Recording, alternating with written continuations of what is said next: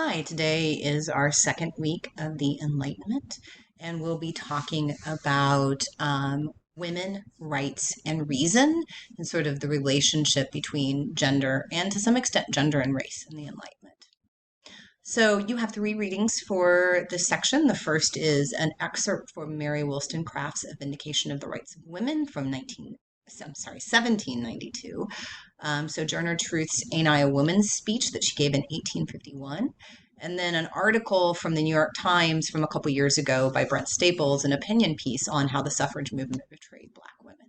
So I'll talk about sort of Wollstonecraft and Truth, and then a little bit about what we should talk about in terms of those two in the article. So Mary Wollstonecraft, born in 1759, died in 1797, was an English writer, Enlightenment philosopher, and early advocate of women's rights. She wrote about politics, history, and philosophy in a number of different genres, including novels, essays, critical reviews, pamphlets, a travel narrative, a history of the French Revolution, and a children's book. However, her most famous book is A Vindication of the Rights of Women, written in 1792. And in it, Wollstonecraft argues that contra prevalent views of the time, women are not naturally inferior or less intelligent than men, but can only appear to be because they are not allowed the same education as men. So she argues for treating both men and women as rational beings and imagines a social order founded on reason. So very much in line with Enlightenment. Now, until the late 20th century, Wollstonecraft's personal life sort of overshadowed her work and received almost as much, if not more, attention than her writing. She was involved in what were at the time deemed two scandalous affairs, the first with Henry Fuseli and the second with Gilbert Imlay, by whom she had a daughter, Fanny, outside of marriage. Wollstonecraft's final romantic relationship was with the philosopher William Goodwin, one of the forefathers, actually, of the anarchist philosophical movement and an early proponent of gender equality. As a couple, Wollstonecraft and Goodwin Godwin, William Godwin, kept nearby yet separate residences to maintain their independence. So they're together as a couple. They have this sort of intellectual affinity and intellectual intimacy, but they have separate living arrangements. They did visit each other, and they wrote prolifically lots of letters back and forth to each other as well.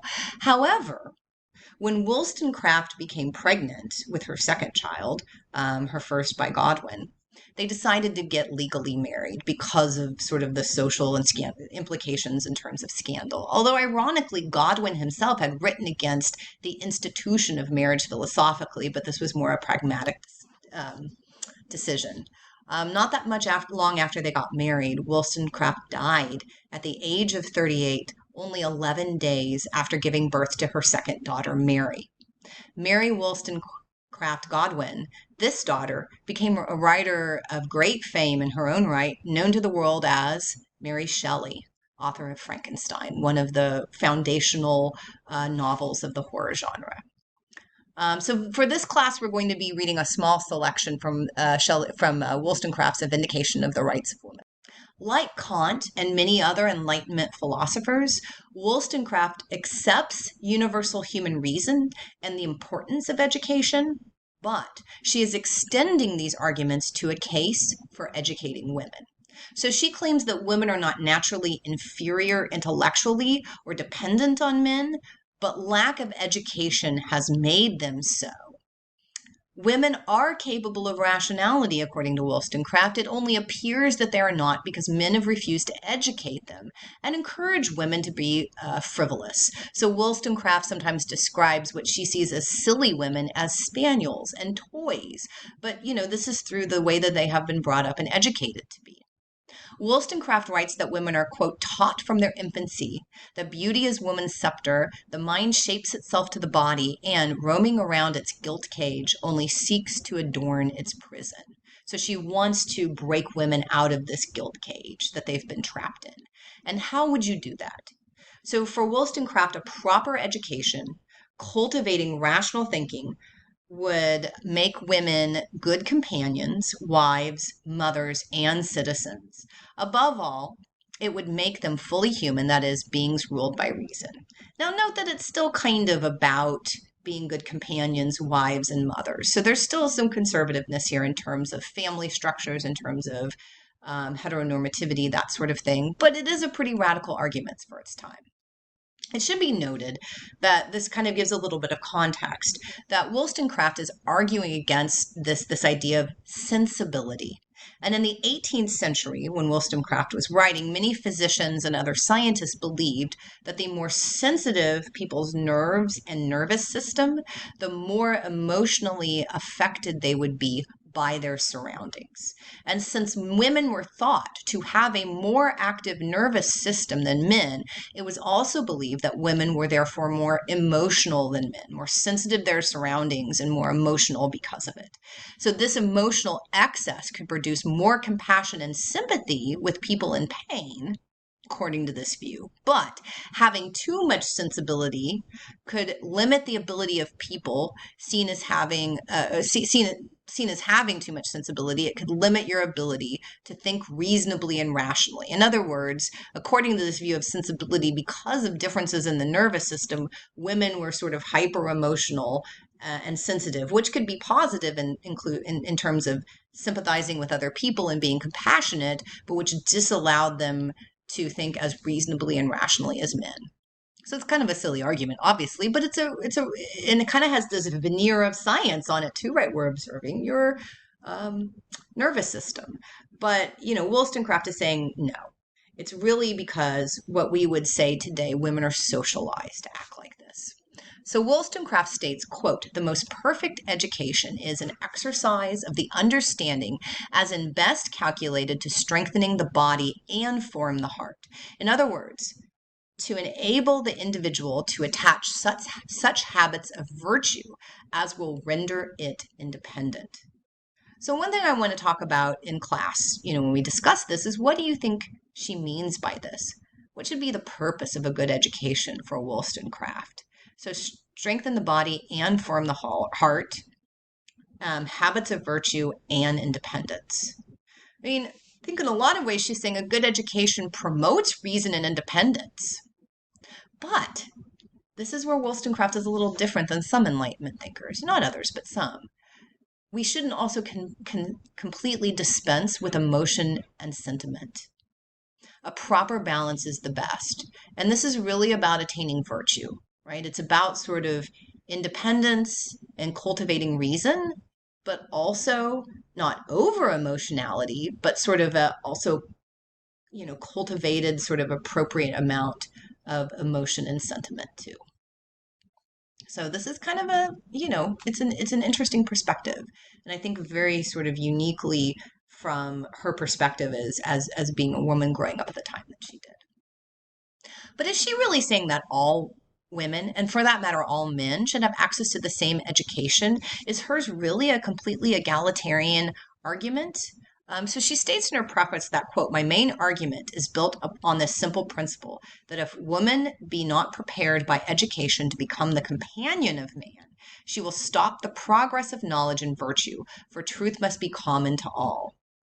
So Wollstonecraft is contending that society will degenerate without educated women, particularly because mothers are the primary educators of young children. So it's still kind of based on this system of heterosexual pairings and women as the primary caregiver, but it's also quite radical for the 1700s. But it's also kind of drawing on a very middle and upper class notion of family relations and education. So there have been some critics that say that, this is kind of, middle class, upper class white feminism, which, probably is, but it's also 1792. So, it's still very radical for the late 1700s. But I think it's also a critique that we need to keep in mind, that she's obviously kind of describing a situation that still kind of keeps women as mothers and as the primary educators of children and as their position as wives. And also is still kind of a very middle upper class conception of families and family roles. So some of the things that we should think about in terms of our discussion is, what about in terms of our contemporary society? Should everyone have access to the same education? Is education really critical, as Kant and Wollstonecraft argue? Do we limit the ability of certain individuals and groups of individuals to pursue the same kind of education? Do different groups get better education, and why? Right? And I mean, this is kind of a tough one, but do we actually believe that all humans are equally equal in their ability to think reasonably and rationally, even with a formal education? Right? I mean, think about like the people that believe the exact opposite of you do politically. And I'm sure that even if they're well educated, you probably think they're a bunch of idiots, right? What does this mean in terms of Kant's argument and Wollstonecraft's argument that through formal education, we'll all be able to sort of think deeply and reasonably and rationally, right? Do we only sort of think that people are thinking reasonably and rationally if they agree with us? I mean, is this really hard to apply in terms of a diversity of opinions? I mean, maybe applying it to a diversity of opinions is, kind of what actual sort of enlightenment is. But except for fascists, right? We don't want them. So another thinker that we're going to be looking at for this topic is Sojourner Truth. And your second reading for this week is quite short. It's actually a speech that Sojourner Truth delivered to the 1851 Women's Rights Convention in Akron, Ohio, called Ain't I a Woman? Sojourner Truth was actually born enslaved as Isabella Baumfree in 1797 in upstate New York. She was actually part of a Dutch settlement and therefore only spoke Dutch until she was first sold at the age of 11. Isabella was sold several more times, and while owned by John Dumont, she was actually forced to marry another one of Dumont's slaves, Thomas. She actually wanted to marry a different guy, but they forced her to marry Thomas. She and Thomas had 5 children together, but after New York emancipated all slaves in 1827, her master failed to honor his promise to free her. So Isabella ran away with her youngest child, or, as she later informed her master, quote, "I did not run away, I walked away by daylight." After discovering the Dumont family had sold one of her children into slavery after New York emancipated slaves, so people weren't actually following the law as well as they could have. Isabella sued the Dumont family in court and won his return. And legally, this son had been emancipated under New York law at the time of his sale. Isabella then moved to New York City and underwent a religious conversion, changing her name to Sojourner Truth and becoming a traveling preacher. She soon became a powerful speaker for the anti-slavery movement, joining forces with famous abolitionists such as Frederick Douglass, and she also frequently spoke among white crowds. She also became involved in the growing women's rights movement, although as a Black woman, her relationship with that movement was complicated. And we'll talk about this issue later with the final reading. She actually she was illiterate her whole life. She was unable to read and write, but her eloquence and her wit disarmed hostile crowds, especially white crowds that she would speak in front of. During the Civil War, Truth raised food and clothing for Black regiments and met Abraham Lincoln at the White House in 1864. In that meeting, she challenged Lincoln about the discrimination that African Americans faced in their daily lives. So you can just imagine kind of this older, she was very, sort of frail looking, illiterate Black woman, challenging the president in the White House about discrimination. She had some gumption.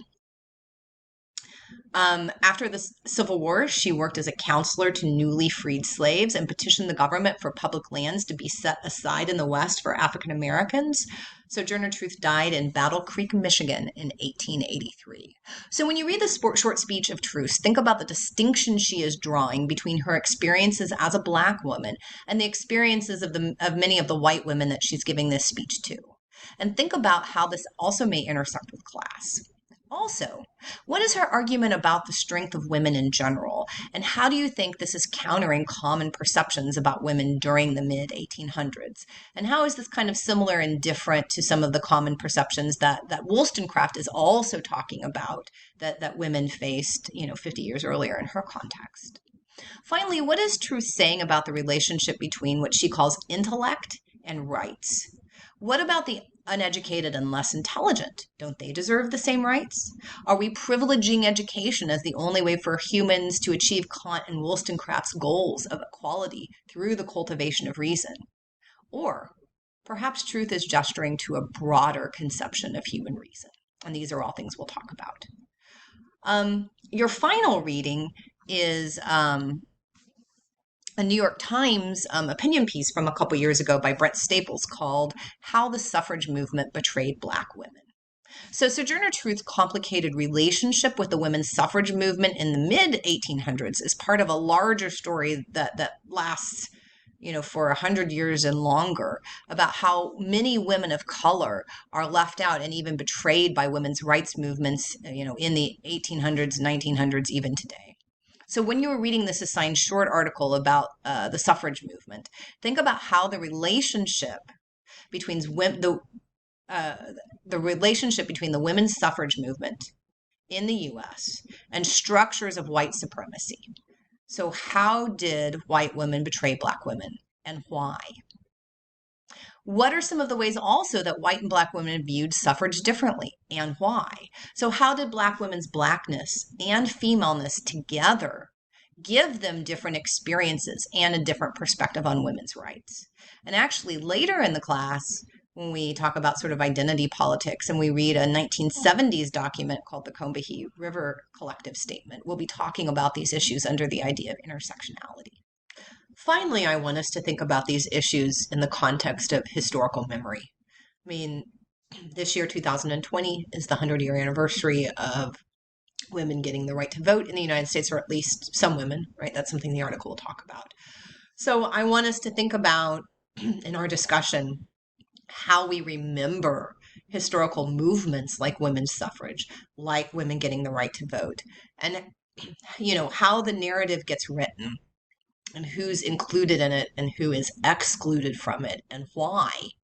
And hopefully how, today we are continuing to rewrite that narrative to include Black women and their importance in suffrage. So we'll talk about all of this and more when we meet live.